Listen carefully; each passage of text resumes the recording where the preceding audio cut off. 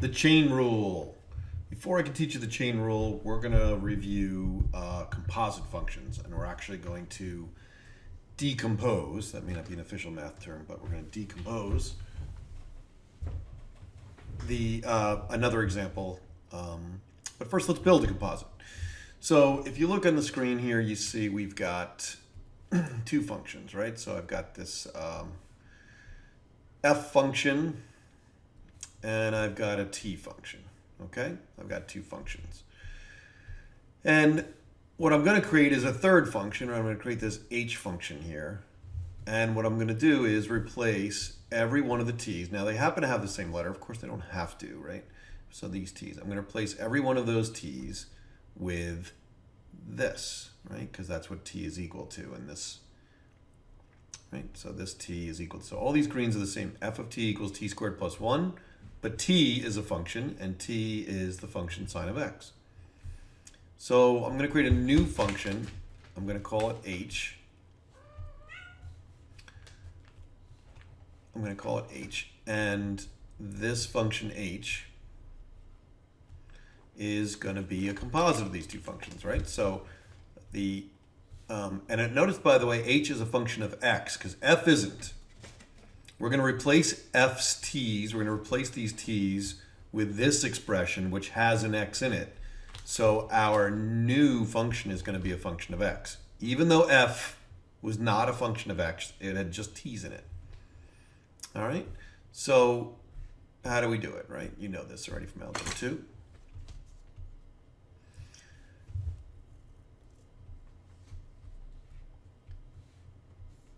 Get rid of these the easy way. All we do is we replace everything here. So, right, there's a t right there. So there it is, t squared. That's t squared. Because t, here's t. T's been replaced with t of x. And I put t of x, which is this thing, right into here. Right into here. Okay? And so h of x is the composite of f and t. And that's equal to the f in black here, the f function, which is something squared plus 1, and that something is no longer t, it's sine of x. So we now have a new function. We have a new function called h, and h, right, h is a function of x, now has two functions, one of them inside the other one. So the sine of x, this is the inside, is inside of the f function. Okay? All right, let's do a second example.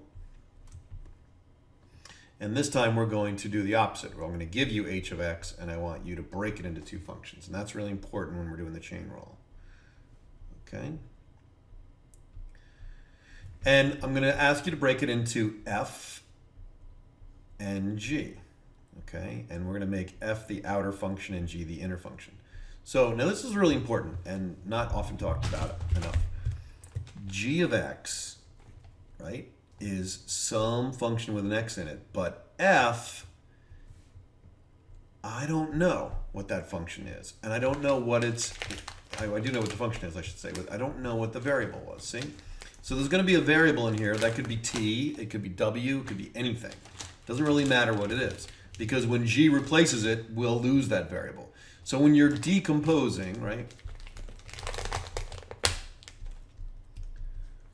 even though that sounds rather macabre, when we're decomposing this into two functions, I actually don't know what the letter is here, and you can use any letter you want.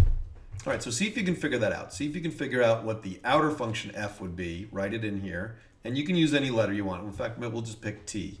It doesn't have to be, we'll pick t. It could be anything you want, okay? So write that expression here, and then figure out what g is, the inner function, and write that here. So go ahead and pause the video, do that, and we'll come back. Okay, so hopefully you got radical t, right? That's the outer function, right? Here it is. This is the outer function.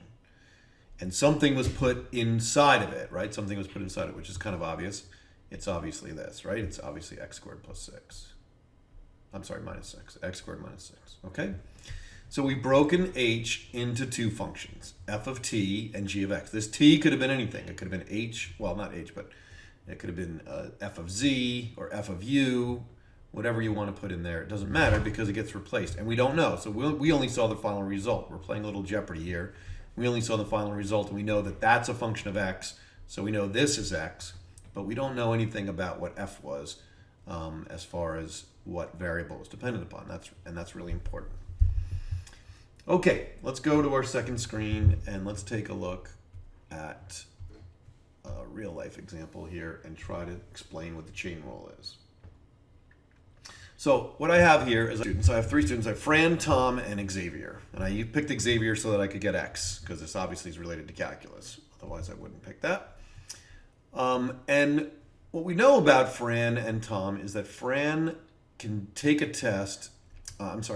Fran takes a test, and it takes Fran 2 times longer than Tom. Okay, so Fran takes 2 times longer than Tom. So I wrote 2 to 1 in their ratio. Okay, you might say Fran does twice as much work as Tom. Doesn't really matter what the ratio is, but it's a rate, right? This is very important. This is a rate because we are talking about derivatives here, right? So the rate at which Fran takes a test compared to Tom is 2 to 1. Fran takes twice as long as Tom to take a test. And what I have over here is Tom and Xavier. So Tom takes a test compared to Xavier 3 times as long. So the ratio is 3 to 1. So the rate that Tom takes a test compared to Xavier is 3 to 1. Okay, so what's that going to help me? Well, here's the big question, right? And I'm going to type it right in here. How much longer does Fran take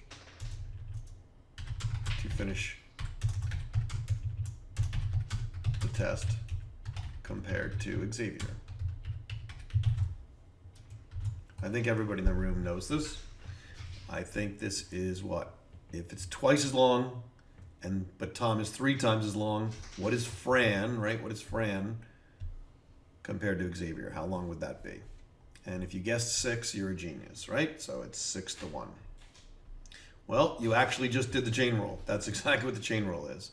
You didn't know it, but you took 2 rates that were related to each other. They were related through Tom, and you got a rate of Fran, right, to Xavier. In other words, there's no middleman anymore, right? Fran to Xavier is a 6 to 1 ratio, okay? By the way, Fran takes 6 times longer because she's much more careful than Tom and Xavier, so let's make that clear. It's not that she can't do it. Okay, so let's go down here and take a look at what I wrote here. Now, what I wrote is the rates that we just talked about, only I'm kind of using calculus, right? I'm saying the delta, remember this is from Algebra 1 almost, right? The delta, the change in F compared to the change in Tom. So the time it took Fran, so maybe Fran took 10 minutes and Tom only took 5 minutes, right, is a 2 to 1 ratio. It doesn't matter what they were, the ratio is 2 to 1, right? And of course here, over here, that's the rate that Tom did to Xavier, right? So t to x. So dt to dx, the rate that Tom takes a test compared to Xavier is 3 to 1. So if this was 15 minutes, this might have been 5 minutes. Okay? And what we just described was the chain rule, which said, look, if you take the 2 rates, or if you want the rate of Fran to Xavier, that's what the question was, Fran to Xavier. If I want that rate, what could I do? Well, I would take the rate of Fran to Tom and multiply it by Tom to Xavier. Okay, which actually I wanted to be green. I don't know why I didn't make this green, so I'm going to change that. Okay, and what do you get, right? You get the answer. So let's write that. So the answer is df dx equals 6, right? Or 6 to 1, but it's really 6 over 1. So notice what happens here, right? This is really important. The dt's kind of reduce. Now, it's really not, we're not really multiplying 2 fractions here, right? But in the sense it does, at least you can think of it that way. when we're comparing these rates so that you can see that only the df dx is left, okay? So even though we're not really doing that, it's a nice way to remember how to get the df dx. Okay, so let's take a look at what that looks like in an actual problem, right? So let's take a look at a composite problem, right? Let's take a look at these two functions.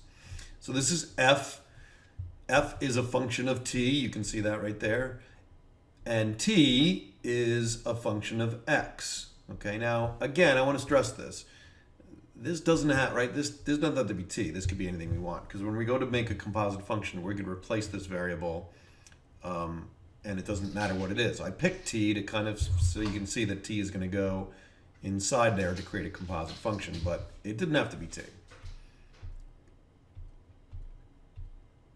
Okay, I also did not write f of x and, f of t and t of x, just because it makes the notation a little harder to read as we're going. Of course, this could say f of t and this could say t of x, but it's a little cleaner this time this way, so I'm going to kind of keep it this way.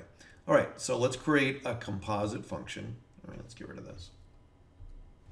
And let's create a composite function. We'll call it h, right? We're going to call it h, and I'll use purple. So I want to create a composite function of these two functions, and I'm going to call it h. And h is going to equal, the outer function is going to be f, and the inner function is going to be g. So remember that. So if I take this function and write it here and just replace the t, all right, it might look like that, right? So that's something squared, and I'm going to take t, and this function for t, this expression, I'm going to place it inside here and create a composite function, okay? So it's going to be sine of x. Okay, so the question is, right, and this is the biggie here, how do I get the derivative of h, right? Well, with respect to what, right? I want to take the derivative with respect to what? Because I might get different answers if I wasn't careful, right? So actually, I'm going to do what we did in class a little bit. I'm going to use this notation.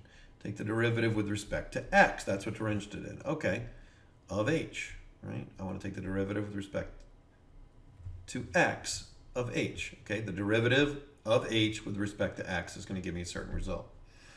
All right, what's that going to equal? Well, I'm going to have to do what we did here, right? So let's review what I did here. I took the one rate with respect to t, and then I took the other rate of t with respect to x and multiplied them together. All right, how does that translate here? I'm going to take the derivative of this. I'm ignoring the inside for a second, so I'm going to take the derivative. This is not right? I've got to actually do it. So this expression is not right at the bottom right now. It will be in a second. So I've got to take this, and what would be the derivative of this, right? It would be 2t to the first, right? It'd be 2t to the first. So that's actually what I'm going to put here. So I'm going to move the 2 to the front. Right? I'm going to actually take the derivative 2t, right, to the first. Okay, so that is this, right? That is this one. It's only the first thing. We've got to do 2, right? We've got to do 2, as we learned earlier. We've got to do 2. We've got to multiply them together.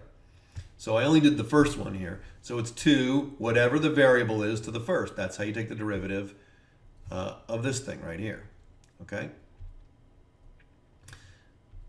However, we've since substituted something in there, right? What was in there? It was sine of x. That still stays in there because that is what t is now, okay?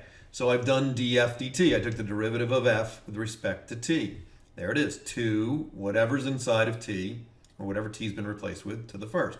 But as we mentioned, I've got to multiply by dt dx. So now I've got to take the derivative of the other thing, right? Of this thing. I've got to take the derivative of this thing and put that at the end, right? I got to not put this at the end, but take the derivative, right? So you have to d dx this thing, right? d dx this. So I have to d dx that and put it there, okay? So let's do that. So what's the derivative? We just learned this of sine of x, right? What's the derivative of sine of x? It's cosine of x, right? So it's cosine of x. Okay, and again, I just want to make this clear. This, right, this we did is this whole thing, okay? And this one here is this whole thing. And that's the answer to the problem. Of course, I would drop the 1 for the exponent, and I would get rid of all this stuff that I highlighted it, okay? but that is the derivative of h with respect to x. Okay, so I would rewrite this actually as dh dx. So when you take the derivative of a function like this, even though we won't always call it a composite function, right? I mean, the problem won't say it's a composite function, you just have to know that. So whenever you see some other function inside, right? So inside of another function like this, so this yellow function is inside of this function here, right? All of this. Then you've got to multiply by the derivative of the inside, right? So you take the derivative of the outside function, the f function in our case, and you multiply it by the derivative of the inside. So sometimes we call this the inside. Okay, and then this is the outside. This whole thing here. All right? And that's it. Again, I would drop the 1, so if you want to be really fancy here, we'll just do 2 sine x cosine x is the answer. Okay, you can try one now. Let's try this one. Now, I like this problem because there's 2 ways to do it, right? So we could actually FOIL it, and I want you to do it both ways. So do it as if you didn't know the chain rule, and do it with the chain rule, and then we'll be able to see, right, if you got it right. Okay. So yes, I'll make it squared. I might put 3 here or something, but this way you can actually FOIL this, take the derivative the normal way. All right. Now I'm going to use I prime of x, but again, don't forget that's also, right, I could have used di dx, right, di dx to help us think. So again, you're going to break this into 2 functions, and you're going to take the derivative of the one function, the outer function, keeping the inside, that's very important, and then multiplying by the derivative of the inside. All right, go ahead and do that. Pause the video, give it a shot. Okay, so what did you do? You took the outer function, which is really this, okay, and you did 2 that to the first. All right, notice you left this alone. That's the inside, that always stays alone. And then you took the derivative of the inside of this piece, right? So of this thing, derivative of that thing. And the derivative of that thing is just 3. All right, so the final answer you should have been 6 times 3x minus 6. I just moved the 3 to the front, right? And obviously you can continue, right? You could leave it like this. You could also distribute it, and you'd get 18x minus 36. Now, that's using the chain rule, right? This is the chain rule, which you don't really need, but for this problem, because you could have just squared it. But if this was 7, for example, right? So if this was 7, you wouldn't want to take the 7th power of this, although you could do a binomial expansion, and it would work. But it would be a waste of time when we can actually just do the chain rule. We put a 7 up front, drop the power, and then multiply by the inside, okay? But I did the simple one like this so that you could then, and if you haven't done that, pause the video right now, just change I of x to be a trinomial, all right? So do that, take the derivative the normal way before the chain rule, and see if you get the same answer. Okay, hopefully you did that. So of course the perfect square here is 9x squared minus 36x minus 18x, right? And plus 36. Okay, and the derivative of each separate term, one by one, would be 9 times 2, 18x minus 36 plus 0, of course, we don't need that. And if you look, obviously, we got the same answer. So if you got the same answer, then you can see this is the traditional way before we knew about chain rule. And of course, the top is the chain rule. They both work the same way. But again, why would I need the chain rule? Because of some very complicated functions, or functions, like we did earlier. So if you wanted to find the derivative of this, right? There's no way to simplify this any other way. So you're stuck, right? Using the chain rule. You can't do any other way. All right, that's it.